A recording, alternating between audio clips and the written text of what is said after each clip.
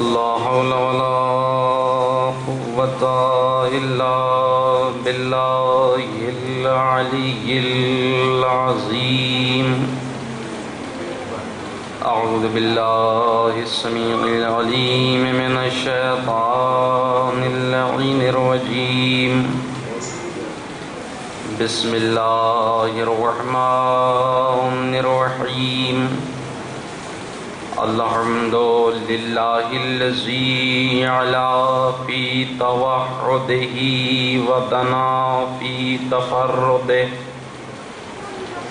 وجلا في سلطانه وعظما في أركانه وأحاط بكل شيء علما وهو في شانه وقهر جميع الخلق بقدرته وبرهانه مجيدا لم يزل محمودا لا يزال بارئ المسموكات وداعي المدعوات وجبار الأرضين والسماوات والصلاة والسلام والتحية والإكرام على النبي الأمي المكي المدني القرشي الهاشمي مولانا ومقتدانا مولى الثقلين جد الحسنين بالقاسم محمد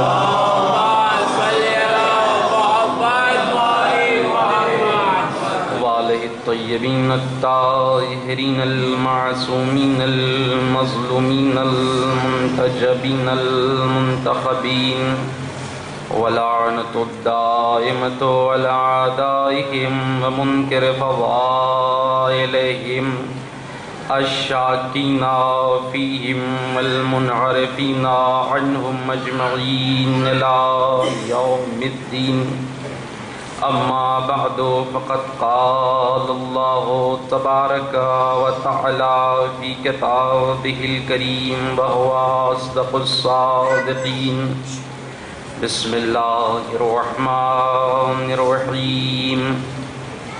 من جاء بالحسنة فله خير منها وهم من فزع يومئذ آمنون ومن جاء بالسيئة فكبت وجوههم في النار. صلوات محمد.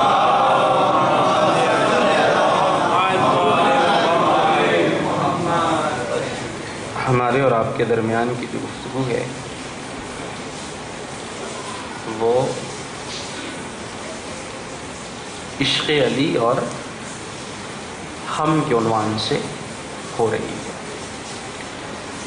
کل ہم نے ضمن میں اس آیت کے ظاہری ترجمے پر روشنی ڈالی تھی کہ اللہ فرما رہا ہے کہ جو بھی میری بارگاہ میں ایک نیکی لے کر کے آئے گا فَلَهُ خَيْرٌ مِّنْهَا، تو ہم اس کو اس سے بہتر اجر عطا کریں گے. اور دوسری چیز یہ کہ ہم اس دن جس دن لوگوں کے دل خوف و ہراس سے پر ہوں گے ہم اس کے دل کو اس دن خوف و ہراس سے خالی رکھیں گے. وَمَنْ جَاءَ بِالسَّيِّئَةِ، اور جو میری بارگاہ میں ایک بدی لے کر کے آئے گا تو فَكُبَّتْ وُجُوهُهُمْ فِي النَّارِ، تو پس ہم اس کو منہ کے بھل جہنم میں ڈھکیل دیں گے. اور اللہ کبھی بھی کسی کے اوپر زیادتی نہیں کرتا. جو جیسا کرے گا اللہ اس کو اتنی ہی سزا دے گا، زیادہ سزا نہیں دیتا ہے. یہ ہے دو متواتر آیتوں کا ظاہری ترجمہ. تو میں نے کل اس ضمن میں عرض کیا تھا کہ معاذ بن جبل سے روایت ہے کہ انہوں نے اللہ کے نبی سے پوچھا، اللہ کے نبی یہ بتائیے کہ اس حسنے سے مراد کیا ہے اور اس سیئے سے کیا مراد ہے؟ تو اللہ کے نبی نے فرمایا تھا کہ حب علی حسنۃ لا یضر معها سیئہ و بغضہ سیئۃ لا ينفع مال حسنا، علی کی محبت حسنہ ہے، اس کے ہوتے ہوئے کوئی بدی نقصان نہیں پہنچا سکتی، اور علی کی عداوت سیئہ ہے، جس کے ہوتے ہوئے کوئی عبادت نفع بخش ثابت نہیں ہو سکتی۔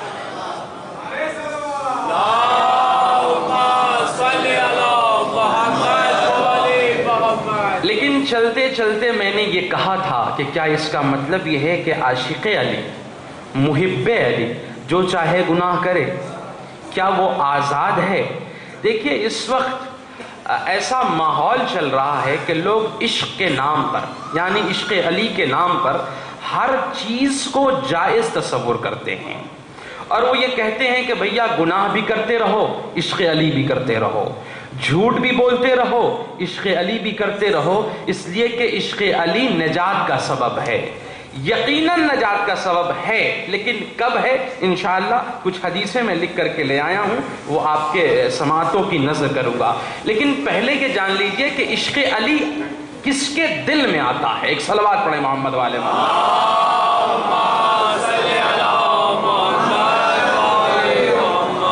کیا ہر آدمی عاشق بن جائے گا؟ کیا ہر آدمی کے دل میں عشق علی پیدا ہو جائے گا؟ کیا ہر آدمی کے دل میں محبت علی اور اولاد علی پیدا ہو جائے گی؟ کہتے ہیں نہیں۔ پیغمبر اسلام حضرت محمد مصطفیٰ صلی اللہ علیہ وآلہ وسلم ارشاد فرماتے ہیں کہ من احبنا اہل البیت، توجہ فرمائیے گا حدیث پر، کہ جو ہماری آل سے محبت کرتا ہے، اہل بیت سے محبت رکھتا ہے، اسے چاہیے کہ فَلْيَحْمَدِ اللَّهَ عَلَىٰ أَوَّلِ النِّعَمِ، اسے چاہیے کہ اللہ کی دی ہوئی پہلی نعمت پر خدا کا شکریہ ادا کرے۔ یعنی کہ اگر ہمارے دل میں آل محمد کی محبت ہے تو اس کا مطلب یہ ہے کہ اللہ نے ہمیں دنیا کی پہلی نعمت دے دی ہے اور جس پر ہمیں شکریہ ادا کرنا چاہیے۔ تو کیا یہ نعمت سب کو مل جاتی ہے؟ کیا ہر آدمی کے دل میں محبت علی پیدا ہو جائے گی؟ کیا ہر آدمی کے دل میں عشق علی پیدا ہو جائے گا؟ تو اس کے آگے حدیث بڑھتی ہے اور پیغمبر فرماتے، کسی نے پوچھا کہ اللہ کے نبی یہ بتائیے کہ یہ پہلی نعمت کیا ہے جو آپ یہ کہہ رہے ہیں کہ پہلی نعمت تمہارے اوپر نازل ہو گئی، اب تم اللہ کا شکریہ ادا کرو۔ قیلا، پوچھا پوچھنے والے نے کہ وما اول النعم، اے پیغمبر پہلی نعمت کیا ہے؟ تو پیغمبر کہنے لگے قالا طیب الولادہ، یہ تمہارے ولادت کی طہارت ہے۔ پیغمبر فرمانے لگے کہ لا یحبنا الا من طابت ولادتہ، ہمارے آل کی محبت اس کے دل میں جا ہی نہیں سکتی جس کی ولادت طاہر نہ ہو۔ اس کا مطلب یہ ہے کہ جو طاہر پیدا ہوگا اسی کے دل میں عشق علی آئے گا، جو طاہر پیدا ہوگا اسی کے دل میں اہل بیت کی محبت پیدا ہوگی۔ نبی نے فرمایا کہ 3 لوگ ایسے ہیں کہ جن کے دل میں ہمارے آل کی محبت پیدا ہی نہیں ہو سکتی۔ پہلا وہ جو منافق ہے، اس کے دل میں عشق علی نہیں پیدا ہوگا۔ دوسرے وہ کہ جس کی ولادت طاہر نہیں ہے، اس کے دل میں علی کی محبت پیدا نہیں ہوگی۔ اور تیسرے وہ کہ اس کا نطفہ رحم مادر میں اس وقت قرار پائے جب اس کی ماں طاہر نہ رہی ہو۔ چنانچہ یہ شاعر کا شعر ہے نا، بڑا مشہور شعر ہے، کیوں دشمنی ہے تجھ کو علی و حسین سے، فرصت ملے تو پوچھ کبھی والدین سے۔ صلوات اور محمد۔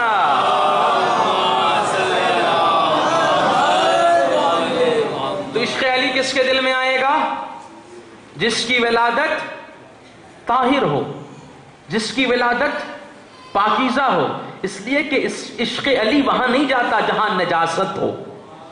بھئی انما یرید اللہ لیذھب عنکم الرجس کی آیت تو بار بار پڑھتے رہتے ہیں نا۔ جس کے طہارت کی ذمہ داری اللہ نے لی ہو وہ نجس قلب میں کیسے جا سکتا ہے؟ وہ نجس قلب میں نہیں جا سکتا۔ ایک تو حدیث یہ ہو گئی۔ دوسرے کہ کون ہیں لوگ کہ جن کے دل میں عشق علی آئے گا؟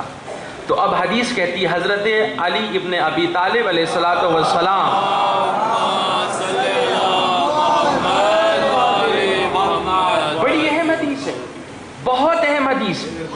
قیامت کی حدیث ہے. دیکھیے پہلے والی تو حدیث ہے وہ ریلیٹڈ ہے والدین سے، اسی لیے امام جعفر صادق علیہ السلام ارشاد فرماتے ہیں اگر آل محمد کے فضائل سن کر، مناقب سن کر تمہارے دل خوش ہوتے ہوں اور دل میں خنکی محسوس ہوتی ہو. دیکھیے دنیا میں دو طریقے کی محبتیں ہوتی ہیں، ایک غرضی اور ہوسی محبت اور ایک حقیقی محبت. تو جو غرضی محبت ہوتی ہے نا وہاں حدت پائی جاتی ہے، وہاں سوزش پائی جاتی ہے، لیکن جہاں اہل بیت کی محبت ہوتی ہے وہاں خنکی پائی جاتی ہے. تو معصوم نے کیا فرمایا کہ اگر آل محمد کے فضائل و مناقب سن کر تم دل میں خنکی محسوس کرو تو تمہارے لیے لازم ہے کہ تم اپنی ماؤں کے حق میں دعائیں کیا کرو. کسی نے پوچھا مولا کیوں ماؤں کے حق میں دعائیں کیا کریں؟ کہا اس لیے کہ تمہاری ماں نے تمہاری تربیت میں، امانت میں خیانت نہیں کی ہے. اگر تمہاری ماں تمہاری تربیت میں، امانت میں خیانت کر دیتی تو تمہارے دل فضائل آل محمد سن کر خنکی نہ محسوس کرتے. تو ایک تو یہ والدین سے. تو اگر ہمارے دل میں عشق اہل بیت ہے، عشق علی ہے، تو ہمارے لیے لازم ہے، واجب ہے کہ ہم اپنے ماں کے حق میں دعائیں کریں کہ ماں نے ہماری تربیت میں، امانت میں خیانت کی. سلام ہو ہماری ماؤں کو جس نے ہمیں عزادار بنا دیا ہے. یہ بہت اہم جملہ ہے، بہت اہم حدیث ہے معصوم کی. جتنی بار ہم یہ حدیث پڑھیں اتنی بار ہمارے اوپر لازم ہے کہ کھڑے ہو کر کے اپنے ماں کا نام لیا کریں اور دعائیں کیا کریں. اس لیے کہ یہ دولت کہیں اور سے نہیں ملی ہمیں، یہ دولت ہمیں ہماری ماں نے دیا ہے. اب دوسری حدیث قیامت کی حدیث ہے. اب اس کا تعلق ہم سے خود ہے، یعنی آپ سے خود ہے. جو آدمی یہ حدیث سنے گا اس سے خود ہے کہ اگر چاہتا ہے کہ وہ عاشق علی بن جائے، چاہتا ہے کہ وہ اہل بیت کا عاشق بن جائے، تو مولا کیا فرماتے ہیں؟ مولا فرماتے ہیں لیس من شیعتی، وہ میرا شیعہ ہو ہی نہیں سکتا جو من اکل مال مؤمن حراما، جو مومن کا حرام مال کھائے وہ ہمارا شیعہ نہیں ہو سکتا. اور دوسری حدیث میں تھوڑا سا لفظ بدلا ہوا ہے، وہاں کہتے ہیں لیسا بولی لی من اکل مؤمنا حراما. یعنی مطلب کیا ہوا؟ مطلب یہ ہوا کہ وہ میرا چاہنے والا ہو ہی نہیں سکتا، میرا دوست ہو ہی نہیں سکتا، اس کے دل میں میری محبت ہو ہی نہیں سکتی جو حرام مال کھاتا ہو. اس کا تعلق اب کس سے ہے؟ بھئی والدین نے تو اپنا کام کر دیا کہ ہماری طاہر ولادت ہو گئی.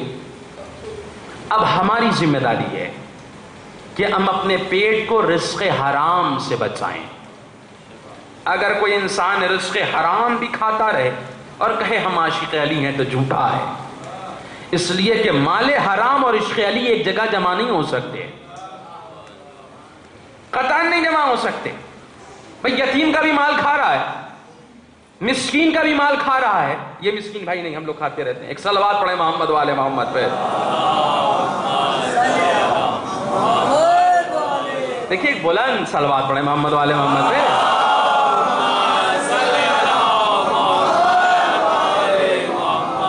یتیم کا مال کھا رہا ہے، مسکین کا مال کھا رہا ہے. آفس جاتا ہے 10 بجے کا ٹائم ہے، پہنچتا ہے 12 بجے، 2 بجے نکل لیتا ہے اور پہلی تاریخ کو اس کے اکاؤنٹ میں سیلری آ جاتی ہے. تو یہ مال حلال ہوا یا حرام ہوا؟ گیا اس نے سگنیچر کیا، 10 بجے پہنچ گیا اس لیے کہ 10:05 پہ آج کل آفیسر سخت آیا ہوا ہے. تو سیلری آ رہی، گھوس نہیں لے رہا ہے، الگ سے ڈونیشن نہیں لے رہا ہے کوئی کہ ٹیبل کے نیچے 1500 روپے لے رہا، نہیں، فقط سیلری دے رہا ہے، مگر وہ اپنے امور کو صحیح طور سے انجام نہیں دے رہا ہے. تو وہ رزق اس کے لیے حلال نہیں بلکہ حرام ہے. اور اگر ایسا کوئی رزق کھائے اور پھر کہے کہ ہمارے دل میں عشق علی ہے تو وہ جھوٹ بول رہا ہے، اس لیے کہ عشق علی نجیس قلبوں کے پاس نہیں جاتا، پاک دلوں میں رہتا ہے.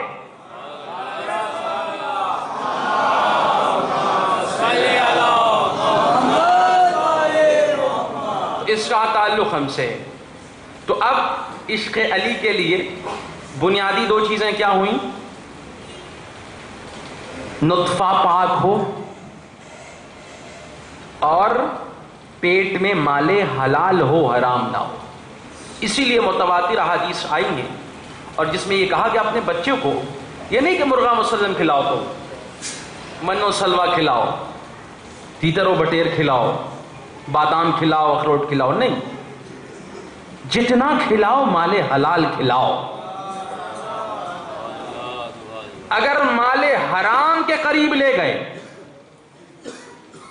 تو ٹھیک ہے، کالے لباس تو پہنا دو گے، دل میں حسین کی محبت نہیں پیدا کر سکتے. مجلسوں کے قریب تو لے آؤ گے لیکن بچہ تبرک لے کے واپس ہو جائے گا، فرش ادا پہ نہیں آئے گا. یہ رزق حلال میں بڑی تاثیر ہوتی. کل میں نے آخر میں ایک واقعہ آپ کی خدمت عالیہ میں عرض کیا تھا، اسود دوئلی کا، یاد ہے آپ کو؟ اور کہا تھا امیر شام نے کہا تھا کہ مہمان بنا لیں. چونکہ اس ضمن سے ہے اس لیے میں یہ واقعہ دوبارہ آپ کے سامنے نقل کر رہا ہوں، بیان کر رہا ہوں. کیا کیا تھا اسود دوئلی نے کہ نہیں، میں ایک وقت تمہارا مہمان نہیں بن سکتا. تو پھر کیا کیا امیر شام نے؟ بہترین حلوہ بنوایا. کیسا حلوہ تھا؟ کہتے ہیں جیسے ہم لوگ کیا ہوتا ہے میٹھا پلاؤ، اسی ٹائپ سے بنوایا اور اسود دوئلی کے گھر بھیج دیا. بچی ان کے گھر میں 5-6 برس کی. اس نے وہ حلوہ تو لے لیا. تو میں نے کل کہا تھا کہ اس سلسلے میں 2 واقعے ہیں. بعض تو یہ کہتے ہیں کہ تھوڑا سا اس نے چکھ لیا تھا، بعض کہتے ہیں نہیں، چکھا نہیں تھا. جیسے اسود دوئلی گھر میں داخل ہوئے، بیٹی یہ خوشبو کیسے آ رہی ہے؟ بابا کوئی آیا تھا، حلوہ دے گیا ہے اور کہہ گیا ہے امیر شام نے بھیجا ہے. کہا بیٹی تم نے کھایا تو نہیں ہے؟ تو ایک تو یہ کہتی ہے کہ کھا لیا تھا، ایک روایت یہ کہتی ہے نہیں کھایا تھا. کہا بیٹی پتہ ہے یہ حلوہ کیوں بھیجا گیا؟ تاکہ محبت علی سے دستبرداری کی اجرت دی جا سکے. تو پتہ ہے بیٹی نے کیا کہا؟ خدا لعنت کرے ایسے بھیجنے والے پر اور ایسے کھانے والے پر. مطلب کیا ہوا کہ اگر کوئی مال حرام کھاتا ہے تو کیا ہوتا ہے؟ اچھا مال حرام فقط یہ نہیں ہے، دیکھیے یہ بہت ڈیفینیشن طلب بات ہے. مال حرام فقط یہ نہیں ہے کہ ہم حرام کما رہے ہیں تو کھا رہے ہیں. ممکن ہے کسی کے یہاں گئے ہم اور اس نے نہ جانے کہاں سے ہمیں پکا کے کھلا دیا، تو اس کے بھی اثرات قلب مومن پہ مرتب ہوتے ہیں. اس لیے ہر مومن ہر جگہ نہیں کھاتا. اب دیکھیے آپ ایسی چھوٹی چھوٹی مثالیں دیکھ لیجئے کہ کہیں آپ کی رات میں دعوت ہوئی ہو اور آپ دعوت میں پہنچے ہو، تو بعض اوقات آپ نماز کے پکے، نماز صبح آپ بہت خوبی سے اور وقت انجام دیتے ہیں، لیکن ہوتا ہے کہ اس رات آپ دعوت میں گئے تھے، صبح آئے تو پتہ چلا رے 5:40 ہو گیا، ابھی ابھی قضا ہوئی ہے. مطلب کیا ہے؟ رات کے کھانے نے آپ پہ اثر مرتب کر دیا ہے. تو ایسے بھی کھانے اثر انداز ہوتے ہیں.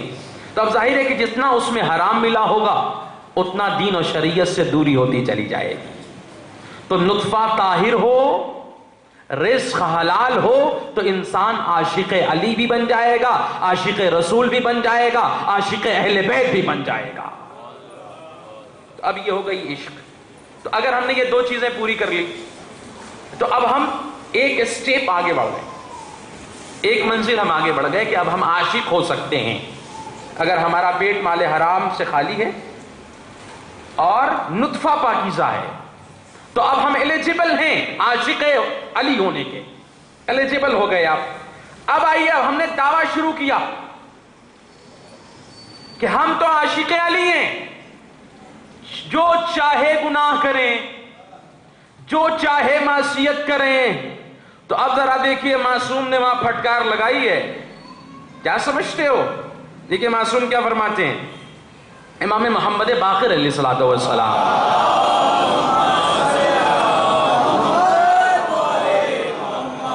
معصوم ایک صحابی سے فرماتے ہیں کیا سمجھتے ہو؟ واللہ ما معنا من اللہ براۃ. قسم کھائی ہے معصوم نے، قسم خدا کی کہ ہمارے پاس نہ اس سے کوئی برات ہے، ولا بیننا و بین اللہ قرابتن. تم کیا سمجھ رہے ہو کہ ہماری اللہ سے کوئی رشتہ داری ہے؟ میں پڑھتے رہتے ہیں نا قل هو اللہ احد اللہ الصمد لم یلد ولم یولد ولم یکن لہ کفوا احد. اس سورہ کے پڑھنے کے بعد بھی تم یہ کہہ رہے ہو کہ اللہ سے ہماری کوئی رشتہ داری ہے؟ نہیں، ہم اہل بیت کی اللہ سے کوئی رشتہ داری نہیں ہے. ولا لنا علی حجۃ، اور ہماری کوئی حجت بھی اللہ پہ نہیں ہے. یہ نہ سمجھنا کہ ہمارا کوئی احسان ہے اللہ پر، ہم جو کہیں گے مان لے گا. دیکھیں معصوم کلیئرلی کہہ رہے ہیں بالکل. اس کے بعد کہتے ہیں ولا نتقرب علی اللہ الا بالطاعۃ. کیا سمجھتے ہو کہ ہم رشتہ داری کی وجہ سے اللہ سے قریب ہیں؟ کہ ہم نے اللہ پہ احسان کر دیا اس لیے اس نے ہمیں قریب کر دیا؟ نہیں، ہم خود بھی اللہ سے قریب اس کی اطاعت کی بنیاد پر ہیں.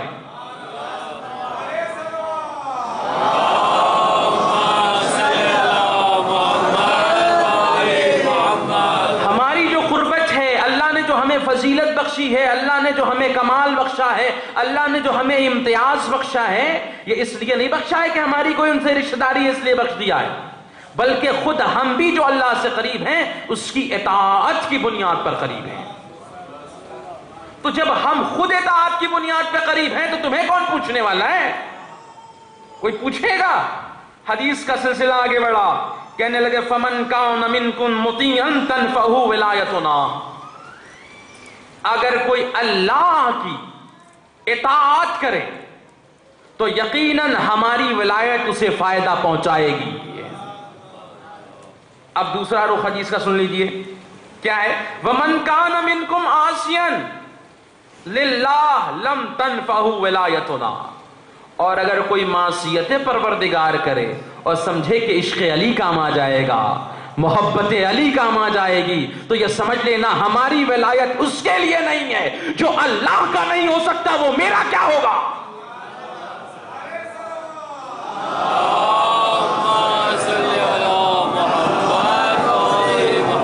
جو اللہ کا نہیں ہو سکتا وہ میرا کیا ہوگا؟ وہ میرا قطعاً نہیں ہو سکتا. دیکھیں 2 مرتبہ ایک فقرے کی تکرار کی ہے امام محمد باقر علیہ السلام نے.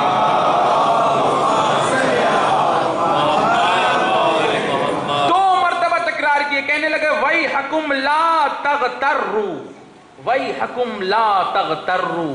کہیں ایسا نہ ہو کہ ایسی بات کوئی کر رہا ہو اور تم اس کے دھوکے میں آ جاؤ. مطلب امام کو بھی یہ اندیشہ ہے، معصوم ہے نا، ہمارا بنایا ہوا معصوم نہیں ہے، اللہ کا مقرر کر رہا ہے. انہیں پتا ہے کہ آنے والے زمانے میں سماج کس طرف بہکے گا. کچھ گروہ پیدا ہوں گے جو کہیں گے معصیت کرتے رہو معصوم بخشوا دیں گے.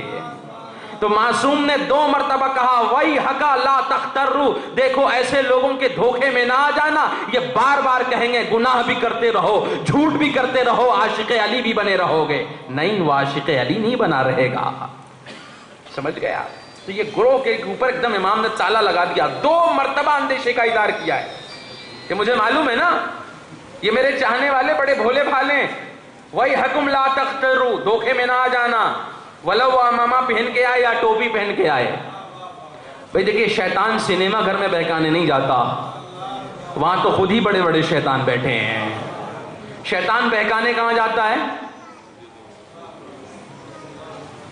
جہاں مومن بندے ہوں، جہاں صراط مستقیم پہ چلنے والے ہوں.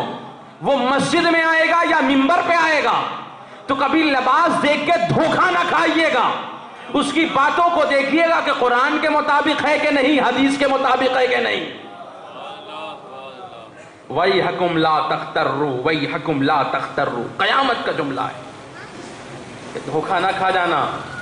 بھئی آج کل لباس معتبر نہیں ہے، قطعاً نہیں. 7 میٹر کا امامہ ہو یا 14 میٹر کا، شیروانی لکھنؤ سے سلی ہوئی ہو یا دلی کی، کپڑے معتبر نہیں ہوتے. تو اسی لیے معصوم نے، ظاہر ہے وہ معصوم ہے نا، کہ ایک زمانہ وہ آئے گا جو کہ دنیا چمک و رمق و دمق میں گم ہو جائے گی. آ کیسے رہا ہے، جا کیسے رہا ہے، آنے میں وعدہ لینے میں کہیں دشواری تو نہیں کر رہا ہے، لگ رہا ہے بڑا خطیب ہے. اچھا دیکھو ان سے کہتے ہیں، ان سے کہلواتے ہیں تو لگتا ہے صاحب بڑا خطیب ہے. اب ظاہر ہے جب وہ بڑا خطیب آئے گا تو بڑی بڑی باتیں کرے گا, تو آپ کہیں گے صاحب انہوں نے پڑھا تھا, آپ کیا پڑھ رہے ہیں؟ وہ پڑھ کے گئے ہیں, فلاں مقام سے آئے تھے, اتنے بڑے خطیب ہیں. یوٹیوب پہ سرچ کیجئے تو ہزاروں تقریریں ان کی فوراً آ جاتی ہیں. معصوم نے کہا یہ بھولے ہیں نا, چمکوں رقموں کو دم میں وقت میں گم ہو جائیں گے. وہی حکم, خبردار ایسے لوگوں کی باتوں میں آ کے گمراہ مت ہو جانا. ہماری ولایت انہی کے لیے فائدہ پہنچائے گی جو اللہ کی اطاعت میں زندگی بسر کریں.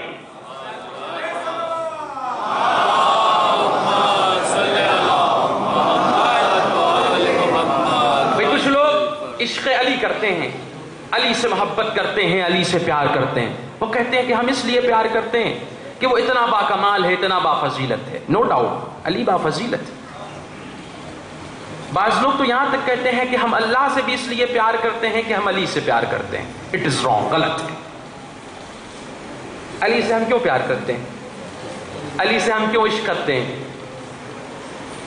کیوں کرتے ہیں؟ کہ وہ صاحب کمال ہیں, اس لیے کرتے ہیں. یہ تو دنیا والوں کو سمجھانے کے لیے ہے کہ وہ صاحب کمال ہیں.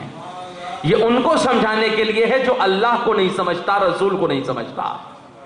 اپنوں کے لیے نہیں ہے کہ وہ صاحب کمال ہیں. تو ہم کیوں محبت کرتے ہیں علی سے, کیوں کریں علی سے عشق؟ تو نبی کی پھر حدیث نے سہارا دیا. پیغمبر اسلام حضرت محمد مصطفیٰ صلی اللہ علیہ وآلہ وسلم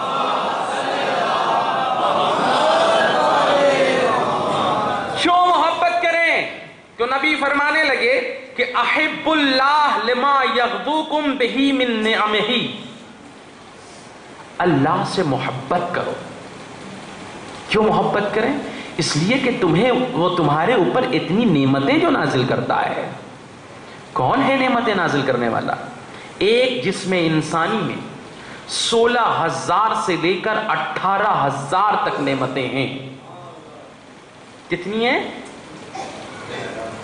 16,000 سے لے کے 18,000 تک. ڈاکٹر صاحب سے پوچھئے کہ اگر ایک وین بھی افیکٹڈ ہو جائے تو انسان کتنا پریشان ہو جاتا ہے. کہنے لگتا ہے آنکھ سے سجائی نہیں دے رہا, کان سے سنائی نہیں دے رہا, ہاضمہ خراب ہو گیا ہے, ہاتھ میں راشے آ گئے ہیں. صرف ایک رگ افیکٹڈ ہوتی ہے تو انسان کا پورا جسم متاثر ہو جاتا ہے. تو معصوم فرما رہے جو اس نے ہزاروں نعمتیں تمہارے اوپر نازل کی ہیں, انہی نعمتوں کو دیکھو, اللہ سے پیار کرو. جناب داؤد پر اللہ نے وحی نازل کی. داؤد نبی, اللہ نے حکم دیا کہ داؤد دیکھو اپنی قوم والے سے کہو کہ وہ اپنے اللہ سے پیار کریں. بھیا پیار کروانے والی بھی کوئی چیز ہے کیا؟ ہم کہیں فلاں سے محبت کیجیے, آپ کر لیجیے گا؟ جی محبت کہنے سے نہیں ہوتی. داؤد نے بھی وہی کہا جو ہم نے آپ سے کہا. اللہ کے نبی کیسے ان سے ہم پیار کروائیں؟ کہ دیکھو پیار ایسے نہیں ہوتا ہے. ایسے کہو گے کہ اللہ سے پیار کرو تو کوئی نہ کرے گا. جو ہم نے ان پر نعمتیں نازل کی ہیں انہیں گنواؤ. کہو یہ نازل کیا تیرے اللہ نے نازل کیا, یہ نازل کیا تیرے اللہ نے کیا, یہ نازل کیا تیرے اللہ نے کیا. جب وہ نعمتوں سے شناسا ہو جائیں گے تو اللہ سے خود بخود پیار کرنے لگیں گے. آواز بلند نعرہ صلوات.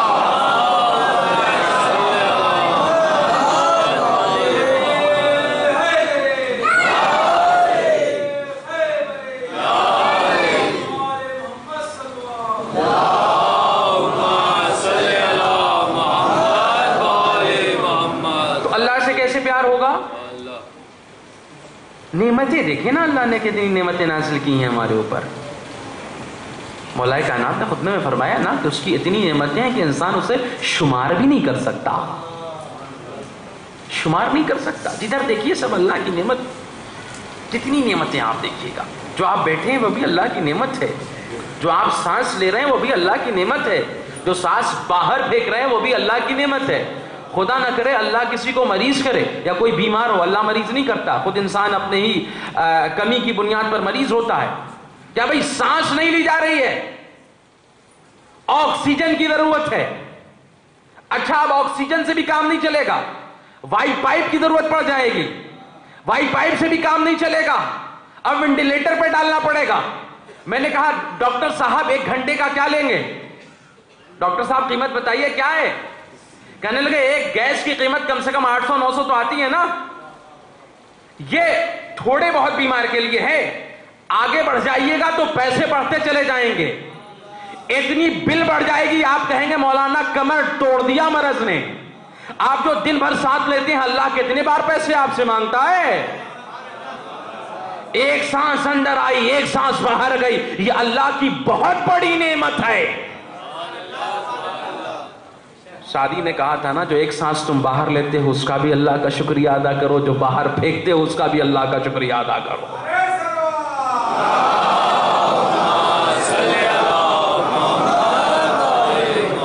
تو اللہ سے کیسے پیار ہوگا؟ اللہ سے کیسے محبت ہوگی؟ اللہ چاہتا ہے کہ بندے پیار کریں، لیکن بندے ہیں کہ چاہتے ہی نہیں کہ وہ اپنے رب سے پیار کریں۔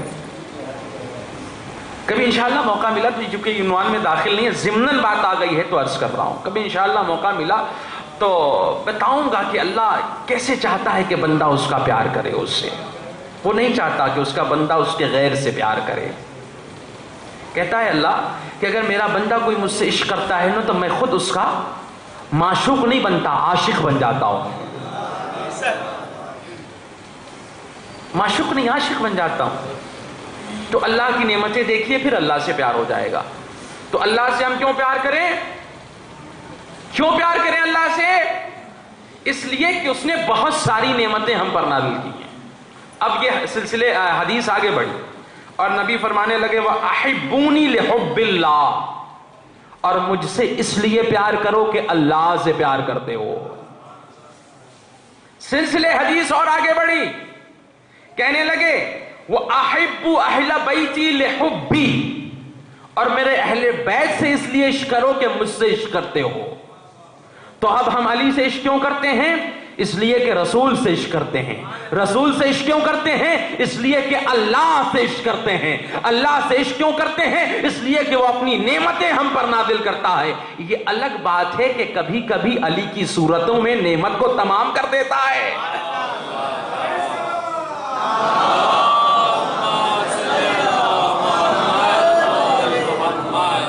تو علی سے عشق کس بنیاد پر ہے؟ کہ نبی سے عشق ہم کرتے ہیں۔ نبی سے عشق کس بنیاد پر ہے؟ کہ اللہ سے عشق کرتے ہیں۔ اور اللہ سے عشق کس بنیاد پر ہے؟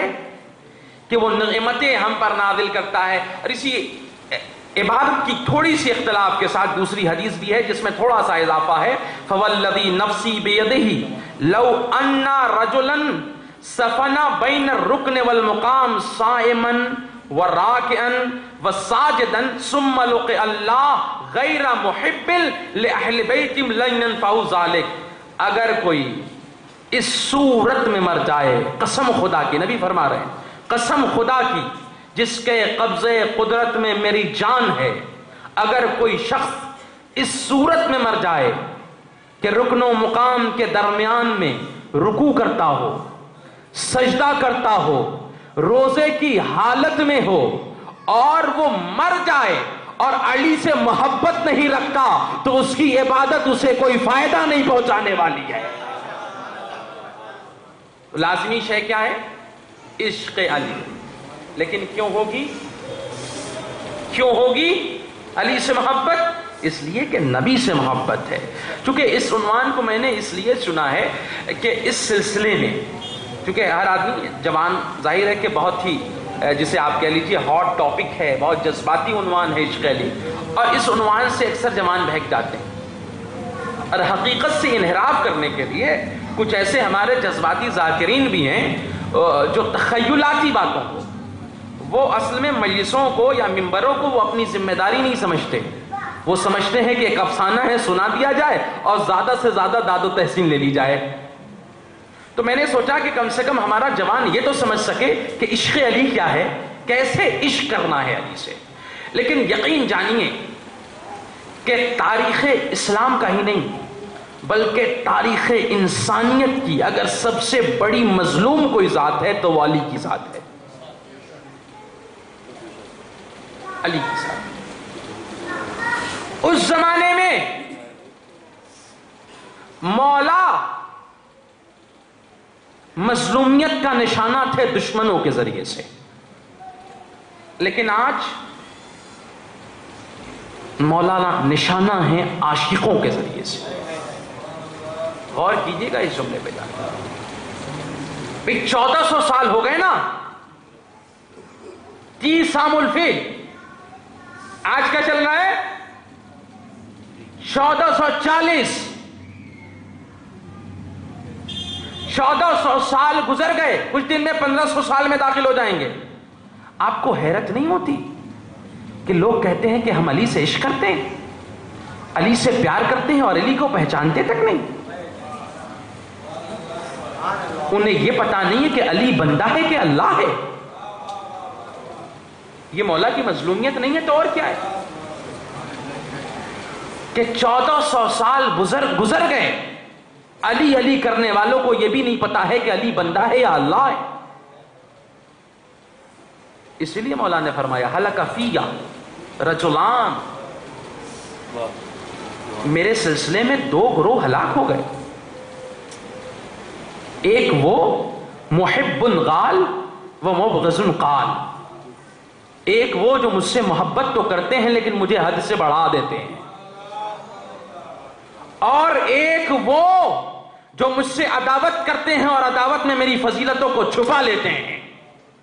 تو وہ دشمن بھی ہلاک ہو گیا، وہ چاہنے والا بھی ہلاک ہو گیا، نہ اسے جنت ملے گی نہ اسے جنت ملے گی۔ تو ہمیں پتا ہے کہ علی کیا ہے۔ یہ الگ بات ہے کہ کہنے والوں نے کہا کہ اگر علی ایک سجدہ نہ کرتے تو رب کہلاتے، یہ الگ بات ہے، لیکن علی رب نہیں ہے، بندہ ہے۔ اور وہ کس کے بندے ہیں پتہ ہے؟ مولا کائنات فرماتے ہیں انا عبد من عبید محمد، میں محمد کے غلاموں میں سے غلام ہوں۔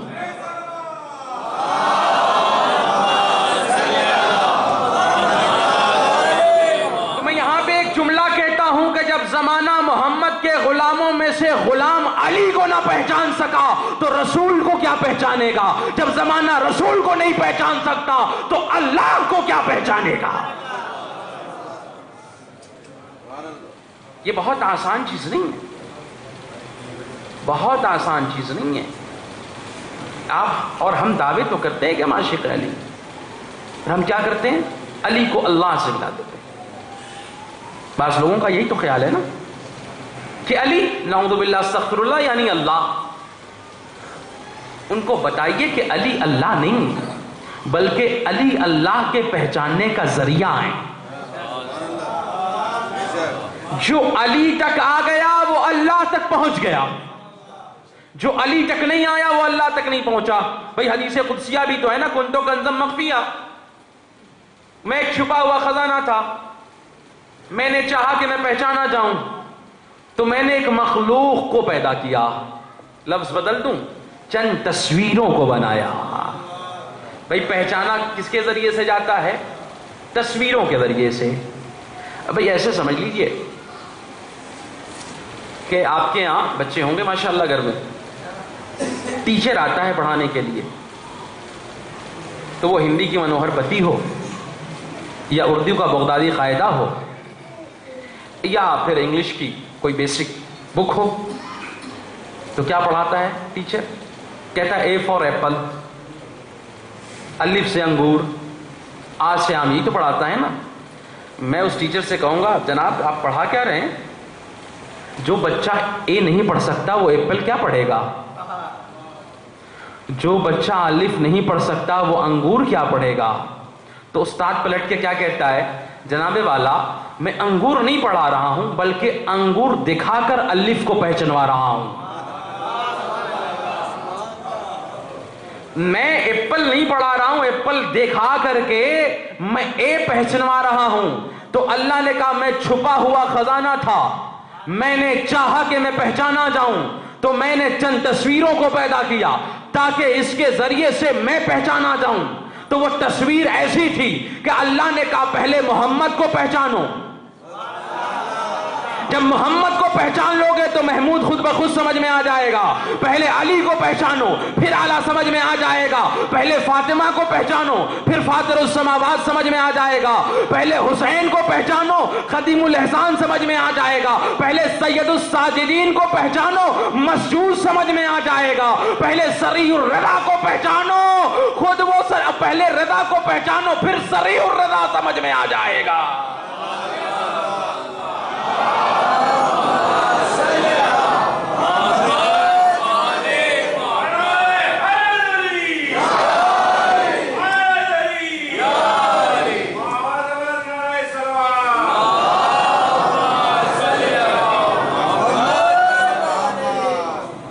تصویریں ہیں اللہ کو پہچاننے کے لیے. یہ اللہ نہیں ہے,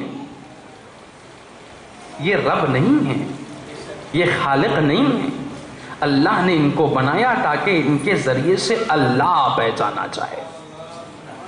لیکن ہم نے کیا کیا؟ قرآن بھی بدلا, حدیث بھی بدلی, قول علی کو بھی بدل دیا. اور مولا کیا فرماتے ہیں؟ مولا یہ فرماتے ہیں کہ میرا اگر تم مجھ سے محبت کرتے ہو, مجھ سے عشق کرتے ہو, مولا کائنات خود فرماتے ہیں, تو تمہارے لیے لازم ہے کہ تم صرف مجھے ہی نہ مانو بلکہ میری باتوں کو بھی مانو. لیکن ہماری حالت کیا ہے؟ ہم کہتے ہم عاشق علی ہیں, ذات کو مانتے ہیں بات کو نہیں مانتے. لیکن کمال عشق ہے یہ کہ ذات کو بھی مانا جائے بات کو بھی مانا جائے. ابھی قرآن نے تو بتایا ہے نا کہ عشق کی تکمیل کب ہوتی ہے. قل ان کنتم تحبون اللہ فاتبعونی یحببکم اللہ. اگر تم دعوی محبت الہی کر رہے ہو تو تمہارے لیے چاہیے کہ تم دلیل بھی پیش کرو. دلیل کیا ہے؟ فاتبعونی, اتباع پیغمبر کرو. یحببکم اللہ, تمہارا خدا بھی تمہیں چاہنے لگے گا.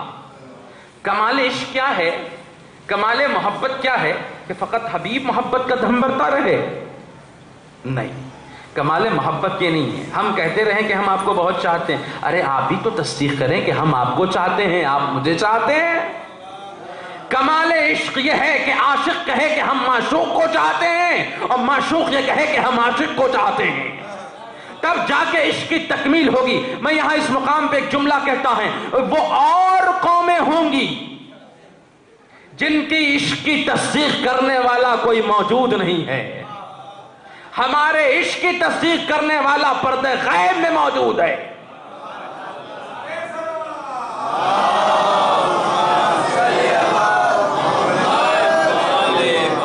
جب وہ آنے والا آئے گا ہم کہیں گے ہم علی کے عاشق ہیں, تو اگر سچا عشق ہوگا تب وہ کہے گا ہم بھی تیرے معشوق ہیں.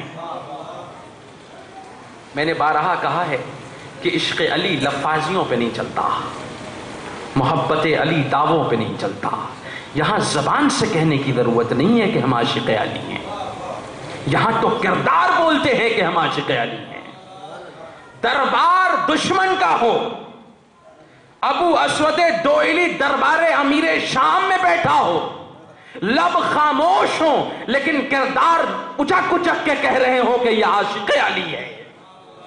یہ نہ درہم سے خریدا جا سکتا ہے نہ دسترخوان سے خریدا جا سکتا ہے, اس لیے کہ عاشق علی کی کوئی قیمت نہیں ہوتی.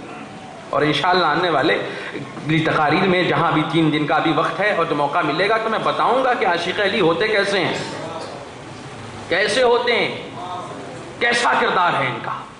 واقع عشق ایک الگ ہی چیز ہے. اگر عشق ہوتا ہے تو انسان اپنی جان کو معشوق کے حوالے کر دیتا ہے, اور ایسے حوالے کرتا ہے کہ جس کی سب سے بڑی مثال ہمیں کربلا میں مل جاتی ہے. کربلا جہاں تمام عاشق اکٹھا ہو گئے تھے.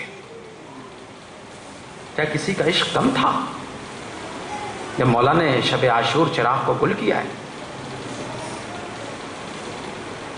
تو کیا کہہ رہے تھے مولا؟ کہ یہ میرے جان کے پیاسے ہیں تمہارے جان کے نہیں, یہ میرے خون کے پیاسے ہیں تمہارے نہیں. جانا چاہے چلے جاؤ. تو لوگ کیا کہتے تھے؟ مولا ہم نہیں جائیں گے. مسلم ابن اوسجا کھڑے ہو گئے, کہنے لگے مولا اگر ہمیں 70 مرتبہ بھی قتل کیا جائے اور پھر زندگی دی جائے اور پھر کہا جائے کہ تم حسین کا ساتھ چھوڑ دو تو مولا ہم آپ کا ساتھ نہیں چھوڑیں گے۔ بوڑھا حبیب حسین کے بچپن کا ساتھی کھڑا ہو گیا، مولا اگر ہمیں 1000 مرتبہ قتل کیا جائے اور پھر ہمارے لاشے کو نظر آتش کر دیا جائے اور پھر ہمارے اس خاک کو ہوا میں منتشر کر دیا جائے، پھر زندگی دی جائے اور پھر کہا جائے کہ تم حسین کا ساتھ چھوڑ دو، تو یقین جانے مولا ہم آپ کا ساتھ نہ چھوڑیں گے، جبکہ ابھی ہمیں یقین ہے کہ موت صرف ایک مرتبہ آنی ہے۔ یہ تو وہ لوگ ہیں جو بہت زمانے سے مسلمان ہیں، بہت زمانے سے حسین سے پیار کرنے والے ہیں، لیکن کربلا میں کچھ ایسی شخصیتیں بھی تھیں جن کا اسلام چند روز کا ہے۔